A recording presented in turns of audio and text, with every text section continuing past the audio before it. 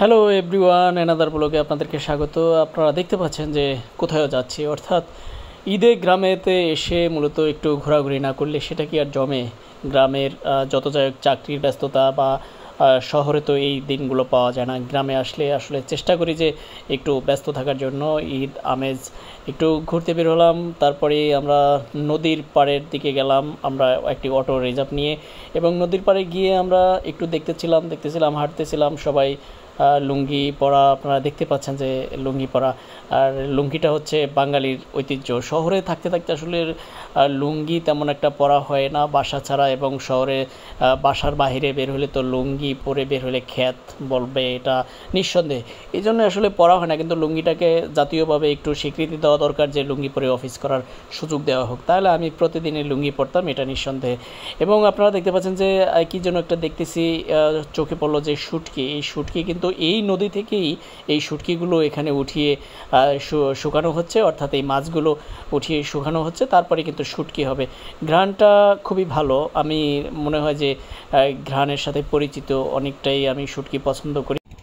একদম ইলিশের নদীতে গোসল করতে আসছি, এই হচ্ছে ইলিশের নদী। সবচেয়ে মজার ব্যাপার হচ্ছে গোসল করতে আসছি আমরা পাশেই দেখতে পাচ্ছি যে একদম তাজা শুটকি, অর্থাৎ এই আজকেই এই মাছগুলো ধরে শুটকি দেওয়া হচ্ছে, অর্থাৎ শুটকি শুকানো হচ্ছে, এবং আমরা এখানে কিন্তু গোসল করবো, এবং এটি কিন্তু ইলিশের নদী বলা যেতে পারে। এরপরে আমরা দেখতে দেখতে অনেকগুলো শুটকি দেখতেছি, এর মধ্যেই দেখতে পাচ্ছি যে প্রদর্শনীয় এলাকা, মানে এই শুটকিগুলো এখানে নিরাপদভাবে শুকানো হচ্ছে, এটি স্বীকৃতি পেয়েছে মৎস্য অফিসার থেকে, বা যেই অথরিটি রয়েছে যে স্বীকৃতি দেওয়া, সেগুলো আমরা দেখতে পাচ্ছি। এবং এখানে আমরা যারা এই শুটকিগুলো শুকাচ্ছে তাদের সাথে একটু কথা বলার চেষ্টা করব। একে সমুদ্রে পাওয়া যায় না নদীতে? কোন সমুদ্রে পাওয়া যায়? বঙ্গোপসাগর।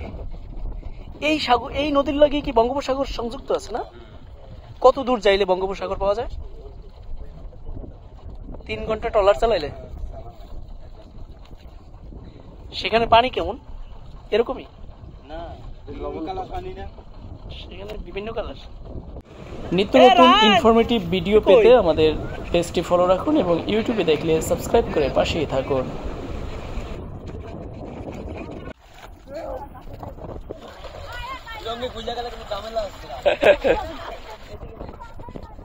মনে হয় 9-10 বছর পরে নদীতে নামতেছি। Oh, nice.